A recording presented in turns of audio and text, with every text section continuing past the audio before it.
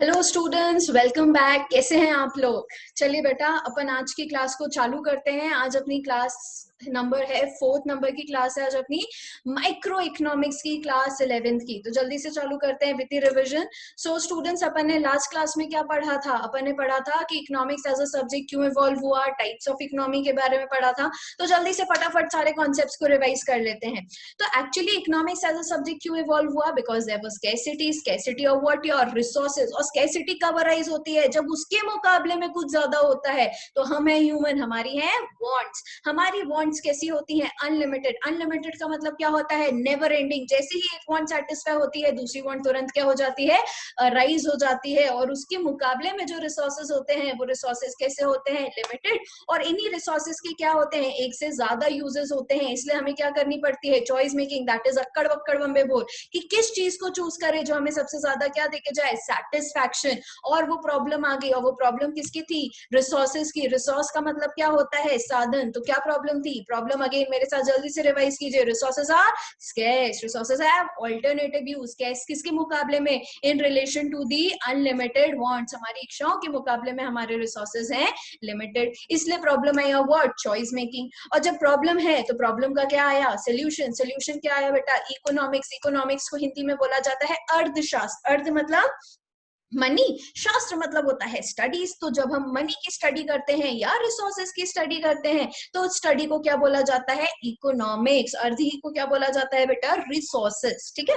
तो चलिए, फिर उसके बाद हमने यहाँ पे क्या पढ़ा कि इकोनॉमिक्स कहाँ से आया? इकोनॉमिक्स एक ग्रीक वर्ड से आया। कब आया? 1776 में आया। कौन लाया? एडम स्मिथ लाए। तो एडम स्मिथ जब इकोनॉमिक्स को लेके आए, जब घर में एक छोटा सा नया नया बच्चा आता है तो उसके हम ऐसे ही घर के नाम रख देते हैं। तो वैसे जब इकोनॉमिक्स आया तो उसका नाम रखा गया इकोनोमिया, जिसमें कि ओ क्या है? साइलेंट। तो स्पेलिंग क्या है? OIKO NOMIA। अब समझा ही नहीं इकोनोमिया का मतलब क्या? तो इकोनोमिया का मतलब होता है हाउस होल्ड मैनेजमेंट। क्योंकि जो रिसोर्स स्कैरसिटी की प्रॉब्लम आती है ना, वो हर एक घर से अराइज होती है। हर घर में इनकम लिमिटेड होती है, बट लोग है, ह्यूमन है, उनकी इच्छाएं हमेशा कैसी होती है? उनकी इनकम के मुकाबले में ज्यादा होती है। तो हर घर में क्या होती है? Problem of choice making. तो इकोनॉमिक्स उन्हीं को क्या सिखा रहा है? It is the study of how the limited resources are rationally use. जो चीज कम है और उसके मुकाबले में अगर उसके उपयोग ज्यादा है, तो अपने रिसोर्सेज को कैसे यूज करो? सोच समझ कर, समझदारी से यूज करो, जिससे कि आपको क्या मिले? मैक्सिमम सेटिस्फैक्शन मिले। अगर आप प्रोड्यूसर हैं तो आपका मैक्सिमम सेटिस्फैक्शन वहां लाए करेगा जहां पे आपको सबसे ज्यादा प्रॉफिट मिलेगा।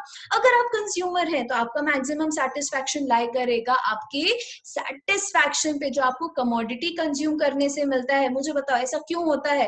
10 रुपए लेके तुम दुकान में जाते हो और लेस की जगह कुरकुरे लेके आ जाते हो, क्योंकि कुरकुरे तुम्हें लेस के मुकाबले में क्या दे रहा है? ज्यादा सेटिस्फैक्शन दे रहा है। और अगेन तुम दोनों चीजें नहीं खरीद सकते क्योंकि पैसे कितने हैं? सिर्फ और सिर्फ 10 रुपए। तो इसलिए तुम क्या करते हो? Choice making. तो बेसिकली हम डेली बेसिस पे क्या करते हैं? चॉइस मेकिंग करते हैं। बट हमें समझ ही नहीं आता कि हम एक इकोनॉमिस्ट की तरह बिहेव करते हैं। चलिए, तो जब इकोनॉमिक्स आया तो इकोनॉमिक्स एक प्रॉब्लम के कारण आया। प्रॉब्लम एक एक इंडिविजुअल की थी। तो जब इंडिविजुअल की प्रॉब्लम को स्टडी किया गया तो उसे बोला गया माइक्रो इकोनॉमिक्स। और जब उन्हीं प्रॉब्लम्स को एग्रीगेट लेवल पे स्टडी किया गया तो बोला गया मैक्रो इकोनॉमिक्स। मैंने बोला रिद्धि को समझ नहीं आया, सिर्फ रिद्धि को समझ नहीं आया तो वो माइक्रो। और फिर मेरा कंसर्न था आप सबको समझ नहीं आया तो वो मेरे लिए कैसी प्रॉब्लम है? मैक्रो। बिकॉज एग्रीगेट पॉपुलेशन को समझ नहीं आया या एग्रीगेट पॉपुलेशन को समझ आ गया। तो माइक्रो स्टडी करता है इंडिविजुअल के बिहेवियर को, कि एक इंडिविजुअल अपने रिसोर्सेज की प्रॉब्लम को कैसे डील करता है, वो अपने लिमिटेड रिसोर्सेज से कैसे अपनी वांट्स को सेटिस्फाई करने की कोशिश करता है। और दूसरे आया बेटा मैक्रो इकोनॉमिक्स। ये दूसरी ही ब्रांच है इकोनॉमिक्स की। मैक्रो इकोनॉमिक्स का मतलब क्या होता है? Aggregative economics. एग्रीगेटिव इकोनॉमिक्स का मतलब होता है जब हम इंडिविजुअल की प्रॉब्लम को एग्रीगेट लेवल पे, मतलब ओवरऑल लेवल पे स्टडी कर रहे होते हैं, तो उसे बोला जाता है मैक्रो इकोनॉमिक्स। तो ओवरऑल लेवल पे हमारी प्रॉब्लम्स को कौन डील करते हैं? Narendra Modi ji. It studies how the country uses its resources, because every country also has the limited resources. उससे करने को होता है बहुत कुछ, बहुत सारी अभी डेवलपमेंट्स लाने की है। हर दिन एक नई चुनौती के साथ होता है। तो study how the country uses its resources in order to maximise the rate of GDP. GDP का मतलब होता है जिससे कि हम अपने यहाँ पे प्रोडक्शन को क्या कर पाए? बढ़ा पाए। और एग्रीगेट बेसिस पे हम अपनी इकोनॉमी को क्या कर पाए? ग्रो कर पाए। फिर उसके बाद अपन ने क्या पढ़ा था, एक्टिविटीज। तो बेसिकली एक्टिविटीज कितने टाइप की होती हैं, दो। एक होती है जिसके बदले में हमें कुछ मिलता है मॉनेटरी वैल्यू का, और एक होती है जिनको अंडरटेक करके हमें मिलता है प्यार। तो बेटा ऐसी एक्टिविटी जिसके बदले में कुछ मिल जाए उसे बोला जाता है इकोनॉमिक एक्टिविटी, और ऐसी एक्टिविटी जिसके बदले में मिलता है बेटा प्यार, केयर और फिक्शन, उसे बोलते हैं नॉन इकोनॉमिक एक्टिविटी। तो बेटा जब खाना खाना हमारी मम्मी बनाती है, तो मम्मी बनाती है बेटा बेहद प्यार से, उनको बदले में क्या चाहिए बेटा, प्यार चाहिए, दो तारीफ के बोल चाहिए। तो बेटा उनकी एक्टिविटी को बोला गया नॉन इकोनॉमिक, क्योंकि उनने उसके रिटर्न में कुछ कमाया नहीं, कमाया है बेटा प्यार, बट मॉनेटरी टर्म्स में कुछ नहीं कमाया। और जब वही रेस्टोरेंट वाला या डोमिनोज वाला हमारे घर में पिज्जा बना के देके जाता है, तो उसके रिटर्न में पैसे लेके जाता है, तो ऐसी एक्टिविटी को बोला गया इकोनॉमिक एक्टिविटी। हमारा सब्जेक्ट किससे डील करता है, अर्थ से। अर्थ मतलब रिसोर्सेज से, तो हम किसको कवर करेंगे, सिर्फ और सिर्फ इकोनॉमिक एक्टिविटीज को कवर करेंगे। और इकोनॉमिक एक्टिविटीज कितनी होती हैं, चार कौन कौन सी, पहले करो इन्वेस्टमेंट, फिर होगा प्रोडक्शन, प्रोडक्शन के बाद करो एक्सचेंज, और एक्सचेंज के बाद करो consumption. Yes, very nice. Investment करोगे तो चाहिए है प्रॉफिट, प्रोडक्शन करोगे तो चाहिए है प्रॉफिट, उसके बाद एक्सचेंज करोगे अगेन लाई करता है प्रॉफिट, और कंजम्पशन करने पे अगले को पैसा देके जाते हो, तो वो भी क्या होगी, इकोनॉमिक एक्टिविटी हो गई। फिर व्हाट इज इकोनॉमी, आपके मन में हमेशा क्वेश्चन आता है इकोनॉमी क्या, तो इकोनॉमी क्या होता है, इकोनॉमी एक सिस्टम होता है जिसके थ्रू पीपल अपनी अर्निंग को क्या करते हैं, अर्न करते हैं। मतलब ये किससे डिफाइन होता है, नेचर और लेवल ऑफ एक्टिविटी से, कि क्या नेचर ऑफ एक्टिविटी परफॉर्म हो रही है और किस स्तर पे जाके हो रही है, उसका लेवल क्या है, बहुत बड़े स्तर पे हो रही है या बहुत छोटे स्तर पे हो रही है, किस लेवल पे हो रही है। तो किसी भी इकोनॉमी को डिफाइन करती है उसकी nature and level of economic activities को, ठीक है। चलिए, फिर उसके बाद at the time of independence हमने पढ़ा था हमारी इकोनॉमी थी एग्रीकल्चर इकोनॉमी।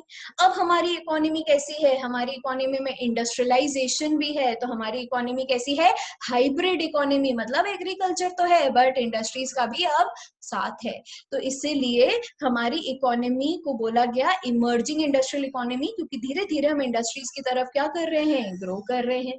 चलिए, फिर उसके बाद हमने पढ़ा था types of economy. Types of economy में किन तीनों लोगों की इकोनॉमी की बात की थी, एक इकोनॉमी थी बेटा किम जोन उन की, दूसरी इकोनॉमी थी अपने दादाजी डोनाल्ड ट्रम्प की, और तीसरी इकोनॉमी थी बेटा अपने मित्रों मतलब नरेंद्र मोदी जी की। तो बेटा यहाँ पे जो इकोनॉमी यहाँ पे अपने किम जोन चलाते हैं, उनकी इकोनॉमी को बोला जाता है centrally economy, centrally planned economy, क्योंकि वो एक डिक्टेटर की तरह अपनी इकोनॉमी को चलाते हैं। सारा का सारा कंट्रोल किसके हाथ में होता है, गवर्नमेंट के हाथ में होता है, सारी एक्टिविटीज गवर्नमेंट अंडरटेक करती है। पर्पस क्या होता है, सोशल वेलफेयर करना। जब भी कोई काम गवर्नमेंट ने किया है उसका पर्पस प्रॉफिट कमाना नहीं होता है, उसका पर्पस होता है सोशल वेलफेयर को करना। कैसे गुड्स बनाते हैं, ऐसे गुड्स बनाते हैं जो सबके लिए कॉमन हो, जो सारी पॉपुलेशन के लिए यूजफुल हो, किसी भी सेक्शन के लिए नहीं बनाते कि सिर्फ रिचर सेक्शन के लिए, सिर्फ पुअर सेक्शन के लिए, सबके लिए बनाते हैं।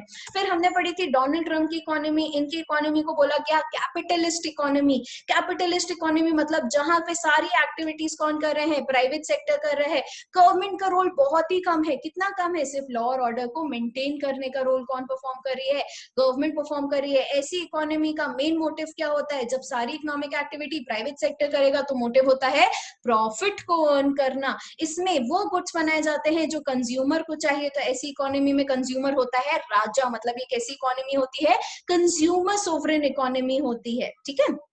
फिर आगे बेटा अपने नरेंद्र मोदी जी की इकोनॉमी, अपनी प्यारी इंडियन इकोनॉमी। हमारी इंडियन इकोनॉमी को मिक्स्ड इकोनॉमी क्यों बोला गया, क्योंकि हमारी इकोनॉमी में जो इकोनॉमिक एक्टिविटीज हैं, मतलब production, consumption, investment and exchange कौन करता है, गवर्नमेंट भी करती है और प्राइवेट सेक्टर भी करता है। प्राइसेस जो डिटरमिन होते हैं वो कंपटीशन के थ्रू होते हैं, बट जब वो प्राइसेस इवनली हाई या लो हो जाते हैं तो उसे कौन कंट्रोल करता है, गवर्नमेंट कंट्रोल करता है। तो यहाँ पे गवर्नमेंट और प्राइवेट सेक्टर मिलके काम कर रहे हैं, इसलिए इसे बोला गया मिक्स्ड। मतलब ना ही पूरी तरह सेंट्रली प्लान्ड है, ना ही ये पूरी तरह कैपिटलिस्ट है, ये दोनों के कॉम्बिनेशन है, और इसी को बोला गया मिक्स्ड इकोनॉमी। यहाँ पे सोशल वेलफेयर भी है और यहाँ पे प्रॉफिट भी है। Is it clear? चलिए, तो हमने पढ़ा यहाँ पे टाइप्स ऑफ इकोनॉमी और हमने कर लिया उसका रिविजन। अब आ जाते हैं बेटा प्रॉब्लम्स ऑफ इकोनॉमी पे। जैसे अपन ने बोला कि रिसोर्सेज कैसे हैं, स्कैर्स। सिंस एक इंडिविजुअल के पास जब रिसोर्सेज स्कैर्स हैं, तो एक कंट्री के पास भी उसके डेवलपमेंट पर्पस के हिसाब से रिसोर्सेज कैसे पड़ जाते हैं, स्कैर्स। आज करने को बहुत कुछ है, आज इतना सारा रिसर्चेस हो रही हैं, तो हमारे पास बहुत सारी चीजें हैं, बहुत स्कोप है, हम कर तो बहुत कुछ सकते हैं, बट हम धीरे धीरे लेवल पे धीरे धीरे एक के बाद एक क्या कर रहे हैं, अपनी इकोनॉमी को ग्रो कर रहे हैं। तो because the resources are scarce, every economy, जहां मैंने किम जोंग उन की बात की या मैंने यूएस की बात की, दैट इज डोनाल्ड ट्रम्प की इकोनॉमी की बात की, तो उन इकोनॉमी में जैसे यूके जो है, यूएस जो है वो सबसे डेवलप्ड कंट्री है। इटली आप सुनते हो हॉस्पिटल सर्विस में सबसे अच्छी सर्विसेज देता है, बट आज देखो ना उनके पास भी क्या है, प्रॉब्लम है स्कैर्सिटी ऑफ रिसोर्सेज की। जितनी उनके पास रिक्वायरमेंट है उसके मुकाबले में उनके रिसोर्सेज कैसे पड़ रहे हैं, कम पड़ रहे हैं। तो आज बड़ी से बड़ी इकोनॉमी को आप देख लें, बड़े से बड़े देश को आप देख लें, हर जगह रिसोर्सेज इच्छाओं के मुकाबले में कैसे हैं, लिमिटेड। इसलिए हर एक इकोनॉमी धीरे धीरे कोई भी काम करती है, एक के बाद एक स्टेप बाय स्टेप चीजें ग्रो कर रही है। हमारी इंडिया में भी नरेंद्र मोदी जी स्टेप बाय स्टेप क्या कर रहे हैं, ग्रो करते जा रहे हैं, एक एक सेक्टर के लिए कुछ ना कुछ नया लाते जा रहे हैं। वो हर एक काम एक दिन में नहीं कर सकते, क्योंकि रिसोर्सेज आर स्केर्स और उन्हीं के बहुत सारे यूजेस हैं। तो therefore it is the basic economic problem, it relates to the allocation of resources, कहाँ रिसोर्सेज को यूज किया जाए और जिन रिसोर्सेज के ऑल्टरनेटिव यूजेस हैं। तो it is commonly known as problem of resource allocation. जब गवर्नमेंट बेटा बजट बनाती है ना, तो बजट में हमारे पास रेवेन्यू का सोर्स गवर्नमेंट के पास लिमिटेड होता है, बट सेक्टर्स इतने ज्यादा हैं, हमारी इतनी बड़ी इकोनॉमी है, 135 करोड़ जनता की इकोनॉमी है। तो जब इतनी बड़ी इकोनॉमी है तो हमें एक दिन में तो सब चीज पॉसिबल नहीं है ना, या हर किसी की हर इच्छाएं पॉसिबल क्या कहते पूरी हो जाए, ये भी पॉसिबल नहीं है। इसलिए हमारी इकोनॉमी में भी चॉइस मेकिंग की प्रॉब्लम है। इसलिए हम रेलवे सेक्टर को कुछ पैसा देते हैं, स्टेट गवर्नमेंट को कुछ रेवेन्यू एलोकेट किया जाता है, अलग अलग डिपार्टमेंट में अलग अलग रेवेन्यू क्या होता है, एलोकेशन होता है। सारी जगहों पे पूरा पैसा कर दिया नहीं, यूज कर दिया नहीं जाता है, ठीक है। तो इसी को क्या बोला जाता है, प्रॉब्लम ऑफ रिसोर्स एलोकेशन। किस सेक्टर में किस चीज में कितना पैसा एलोकेट करें जिससे हमारी इकोनॉमी को सबसे ज्यादा बेनिफिट होके जाए। तो ऐसी ही कितनी प्रॉब्लम्स आई बेटा यहाँ पे, तीन। कितनी प्रॉब्लम्स, तीन। और वो तीन प्रॉब्लम्स किसकी थी, स्कैर्सिटी की, अनलिमिटेड वांट्स और लिमिटेड रिसोर्सेज की, जिसके कारण आई स्कैर्सिटी, स्कैर्सिटी के कारण आई चॉइसेस और चॉइसेस के कारण आई तीन problem which everyone faces. What to produce, क्या बनाए, हाउ टू प्रोड्यूस, कैसे बनाए, and for whom to produce, किसके लिए बनाए। जल्दी से रिपीट करो मेरे साथ, व्हाट टू प्रोड्यूस, क्या बनाए, अब बनाना है तो कैसे बनाए, और किसके लिए बनाए। तो जल्दी से अपन समझते हैं इसको।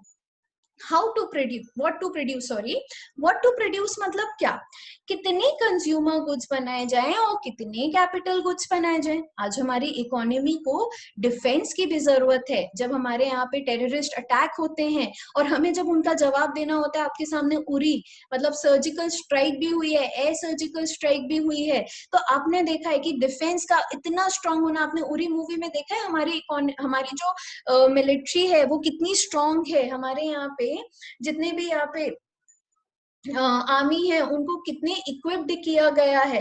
तो आज हमारे पास कैपिटल गुड्स का भी प्रोडक्शन होना जरूरी है और कंज्यूमर गुड्स का भी प्रोडक्शन होना जरूरी है। कंज्यूमर गुड्स लोगों की वांट को, बेसिक नीड्स को सेटिस्फाई करते हैं, और कैपिटल गुड्स ऐसे गुड्स होते हैं जो फर्दर गुड्स के प्रोडक्शन में क्या करते हैं, मदद करते हैं। चलिए मैं आपको एक कहानी बताती हूँ। जब हमारी इकोनॉमी बेटा इंडिपेंडेंट हुई थी ना, तो हमारी इकोनॉमी में बहुत ज्यादा वीक थी, बहुत ही ज्यादा अंडर डेवलप पुअर इकोनॉमी थी हमारी इंडियन इकोनॉमी। एक टाइम पे जिस इकोनॉमी को सोने की चिड़िया बोला जाता था, आज हमारी इकोनॉमी इतनी ज्यादा वीक थी। और उस इकोनॉमी में ना गवर्नमेंट को बहुत सारी प्रॉब्लम फेस करनी पड़ी थी, जवाहरलाल नेहरू जी की गवर्नमेंट को। मतलब सिर्फ एग्रीकल्चर ही एक मेन एक्टिविटी थी लोगों के पास, कुछ भी एडवांसमेंट नहीं था।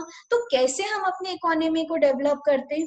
तो जवाहरलाल नेहरू जी के एक फ्रेंड थे, उन्होंने बोला, दोस्त तुम ना अपनी इकोनॉमी को तब तक ग्रो नहीं कर पाओगे जब तक कि तुम्हारे यहाँ पे कैपिटल गुड्स का प्रोडक्शन नहीं होता, इंडस्ट्रीज नहीं आती, क्योंकि इंडस्ट्रीज से प्रोडक्शन फास्ट हो जाता है। इंडस्ट्रीज अगर आएंगी तो जो तुम बाहर से सामान इंपोर्ट कर रहे हो या जो सामान मैन्युअली बना रहे हो वो बहुत कुछ मशीनरी के थ्रू बनेगा, उनकी कॉस्ट कम पड़ेगी। और जब ये क्रेन्स वगैरह जो अपन देखते हैं जो बहुत काम में आती हैं, वो सारी चीजें हम बाहर से इंपोर्ट करते तो हमारे ऊपर कर्जा बढ़ता। तो बेटर है हम उन्हें क्या बनाए, अपनी ही कंट्री में बनाए। आज हमारे नरेंद्र मोदी जी भी क्या बोल रहे हैं, बाहर से इंपोर्ट मत करो, अपने इंडिया में ही बनाओ, कैपिटल गुड्स बनाओ, जो बनाना है वो बनाओ।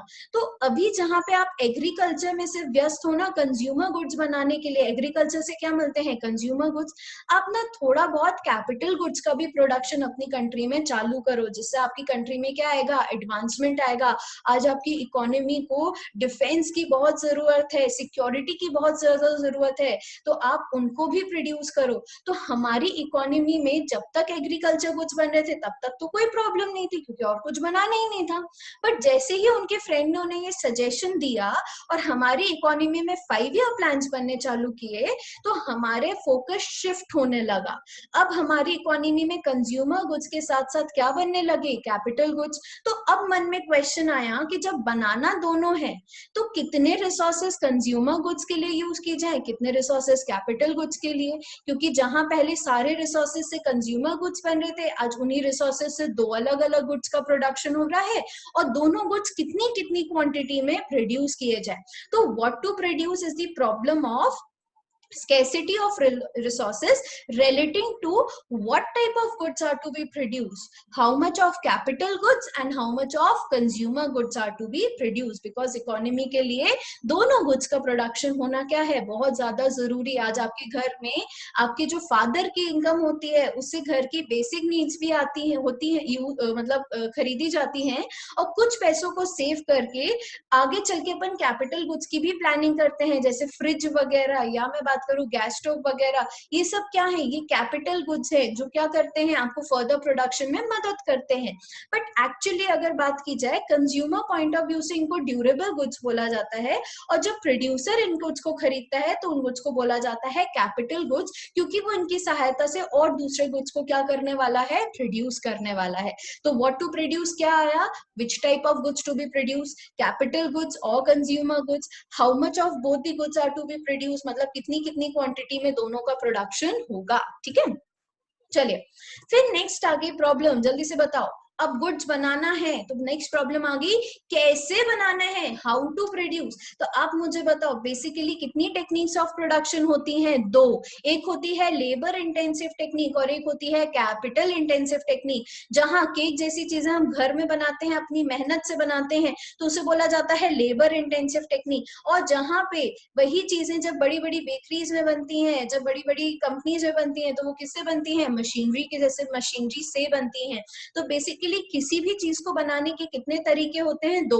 लेबर इंटेंसिव, लेबर की मदद से बनाओ, मतलब मैनुअल लेबर की तरफ से बनाओ, या कैपिटल मशीनरी के थ्रू बनाओ। तो अब क्वेश्चन अराइज होता है प्रोड्यूसर के मन में कि यार मुझे कुछ तो प्रोड्यूस करना है, बट कैसे प्रोड्यूस करूं, लेबर को यूज करके प्रोड्यूस करूं या कैपिटल मशीनरी की मदद से प्रोड्यूस करूं। तो उसके मन में ये क्वेश्चन आता है। जब उसके मन में ये क्वेश्चन आता है ना, तो वो ये सोचता है कि मैं उस टेक्निक ऑफ प्रोडक्शन को यूज करूंगा जहां के पे मेरी कॉस्ट क्या हो, कम, बनाने का खर्चा कैसा हो, कम, और प्रॉफिट कैसा हो, ज्यादा।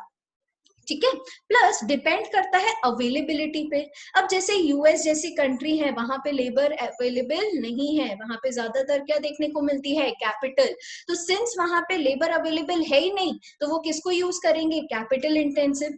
हमारी जैसी इकोनॉमी में अनएम्प्लॉयमेंट इतनी ज्यादा है, अनएम्प्लॉयमेंट मतलब बेरोजगारी इतनी ज्यादा है, तो हमारे लिए लेबर इतनी सारी अवेलेबल है, तो बट ऑब्वियस है उसकी कॉस्ट ऑफ प्रोडक्शन कैसी पड़ेगी, कम, क्योंकि हम उनके साथ क्या कर सकते हैं, बार्गेन कर सकते हैं। तो हाउ टू प्रोड्यूस किससे डील करता है, टेक्निक ऑफ प्रोडक्शन से, किस टेक्निक को यूज करें गुड्स को प्रोड्यूस करने के लिए। करना तो है बट करने के लिए दो ऑप्शन है, लेबर इंटेंसिव टेक्निक और कैपिटल इंटेंसिव टेक्निक। पर्पस क्या होगा, कॉस्ट को कम करना, प्रॉफिट को बढ़ाना। और प्लस ये डिसीजन किस पे डिपेंड करता है, अवेलेबिलिटी पे, कि कौन सी टेक्निक ऑफ प्रोडक्शन हमारे लिए क्या है, अवेलेबल है। अगर दोनों अवेलेबल हैं तो फिर देखेंगे कॉस्ट ऑफ प्रोडक्शन, अगर दोनों में से कोई एक अवेलेबल है तो चॉइस मेकिंग का तो ऑप्शन आता ही नहीं है। ठीक है, चलिए नेक्स्ट आ गया फॉर हुम टू प्रोड्यूस, किसके लिए बनाया जाए। तो आज हमारी इकोनॉमी में देखा जाए तो रिचर सेक्शन भी है, पुअर सेक्शन भी है। आज घर में देखा जाए तो बेसिकली अपन लोग हम दो हमारे दो वाले कॉन्सेप्ट पे चल रहे हैं। तो माँ बाप के जब दो बच्चे होते हैं तो वो ये सोचते हैं ना कि किसके लिए कितने पैसे एलोकेट करने। ऐसा तो नहीं है ना कि अगर बड़ा बच्चा बहुत होशियार है तो माँ बाप अपने सारे के सारे रिसोर्सेज उसी पे लगा देते कि उसे और अच्छा पढ़ाए।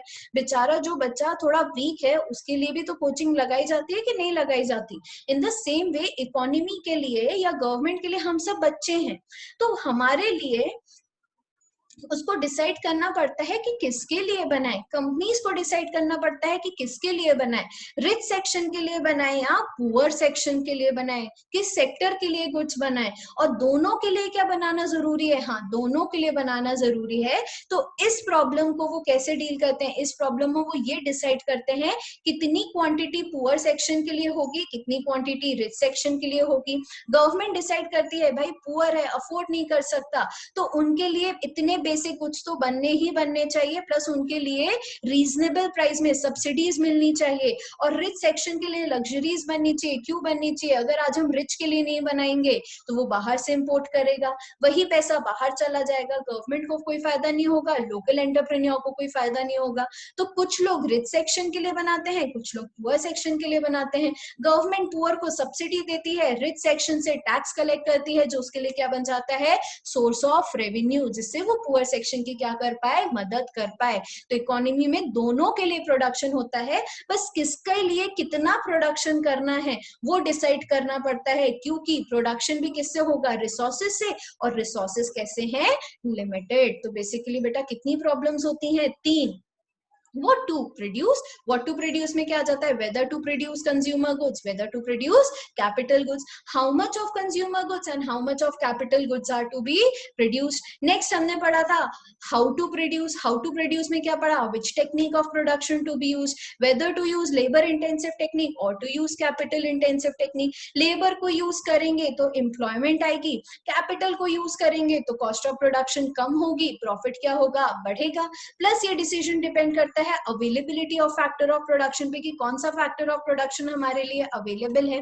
नेक्स्ट आ गया for whom to produce. Basically जो सोसाइटी होती है वो टू पार्ट्स में डिवाइड होती है, richer section and poor section. तो दोनों को छोड़ा नहीं जा सकता। रिचर सेक्शन के लिए बनाए जाते हैं लग्जरी गुड्स, कंफर्टेबल गुड्स, और यहाँ पे बनाए जाते हैं पुअर सेक्शन के लिए बेसिक नेसेसिटी। पुअर सेक्शन को दी जाती है सब्सिडी, रिचर सेक्शन से पे लागू किए जाते हैं टैक्स, जिससे कि गवर्नमेंट के पास आता है रेवेन्यू। तो दोनों सेक्शन के लिए बनाना है, किसके लिए कितना बनाना है, ये है हमारी problem for whom to produce. ठीक है, तो इन्हीं को बोला जाता है central problem of the economy, because each and everyone faces such kind of problem. ठीक है, चलिए नेक्स्ट आ गया अपने पास बेसिकली इकोनॉमिक्स जो है ना वो यहाँ पे डिफाइन होता है दो तरीकों से।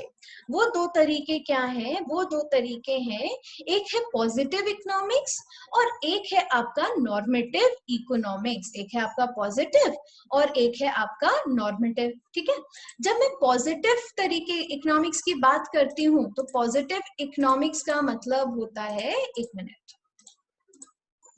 पॉजिटिव इकोनॉमिक्स का मतलब होता है व्हाट इज। जब हम करंट सिचुएशन की बात करते हैं, रिसोर्सेज की करंट सिचुएशन की बात करते हैं तो उसे बोला जाता है पॉजिटिव इकोनॉमिक्स। मतलब जब हम फैक्ट ऑफ फिगर की बात करते हैं तो बोला जाता है पॉजिटिव इकोनॉमिक्स। आज न्यूज में बेटा हेडलाइन आई है कि आज 25 नए केसेस मिले हैं कोरोना के, ये एक स्टेटमेंट है, ये फैक्ट है जिसको वेरीफाई किया जा सकता है। तो जब इस तरीके से बात की जाती है रिसोर्स से रिलेटेड या इकोनॉमी से रिलेटेड, तो उस इकोनॉमिक्स को बोला जाता है पॉजिटिव इकोनॉमिक्स, ठीक है। और जब हमने इसी चीज के लिए बोला कि भाई कैसे कोरोना की प्रॉब्लम को दूर किया जाए, क्या क्या करना चाहिए, जब हम वाद विवाद में पढ़ते हैं ना, जब हम अपना वैल्यू जजमेंट पास करते हैं कि क्या करना चाहिए, जब हम गॉसिप करने बैठते हैं, तो उसे बोला जाता है नॉर्मेटिव इकोनॉमिक्स, ठीक है। तो इकोनॉमिक्स को कितने तरीके से डिफाइन किया गया? दो, एक है पॉजिटिव, एक है नॉर्मेटिव। पॉजिटिव इकोनॉमिक किससे डील करता है? इकोनॉमिक इशू, एक्चुअली में वास्तविक सिचुएशन क्या है, या लोगों का इकोनॉमिक बिहेवियर क्या रह चुका है पास्ट में, प्रेजेंट में या फ्यूचर में। इसको स्टडी किया जाता है फैक्ट एंड फिगर से, जैसे कि उन्होंने बोला था राहुल गांधी ने कि यहाँ पे अभी हमारे यहाँ पे 21% लोग अभी भी क्या हैं, इलिटरेट है। तो ये 25% जो लोग हैं, ये 21% जो लोग हैं, ये एक फैक्ट है, ये एक फिगर है जिसको तुम कहीं से भी वेरीफाई कर सकते हो। तो जब ऐसे स्टेटमेंट दिए जाते हैं ना, तो उसे बोला जाता है पॉजिटिव इकोनॉमिक्स। मतलब इसको बोला जाता है व्हाट इज, एक्चुअली क्या सिचुएशन है, व्हाट वाज या क्या होगा, व्हाट वुड बी। जब नरेंद्र मोदी जी ने बोला ना अगले 21 दिन लॉकडाउन होगा, तो उन्होंने एक वास्तविक बात बोली जो तुम कहीं से भी क्या कर सकते हो, वेरीफाई कर सकते हो। तो ऑल दीज ऑब्जर्वेशन और स्टेटमेंट जो भी मैंने आपके सामने बोले, वो सब क्या है, एलिमेंट्स ऑफ पॉजिटिव। इसमें क्या क्वेश्चन होता है, व्हाट वाज, व्हाट इज और व्हाट वुड बी, इसके लिए आपको एक एग्जैक्ट आंसर मिलेगा। तो ऐसे इकोनॉमिक्स को बोला जाता है पॉजिटिव। और फिर आ गया नॉर्मेटिव। तो नॉर्मेटिव इज द इकोनॉमिक्स और व्हाट ऑट टू बी, क्या कर सकते हैं जब हम अपनी वैल्यू जजमेंट पास करते हैं कि ऐसा करो, संतरे खाने से आपका कोरोना कम हो सकता है, बार बार हाथ धोने से आपका कोरोना कम हो सकता है, या घर से बाहर मत निकलो, या एक्सरसाइज, जो भी बातें हैं।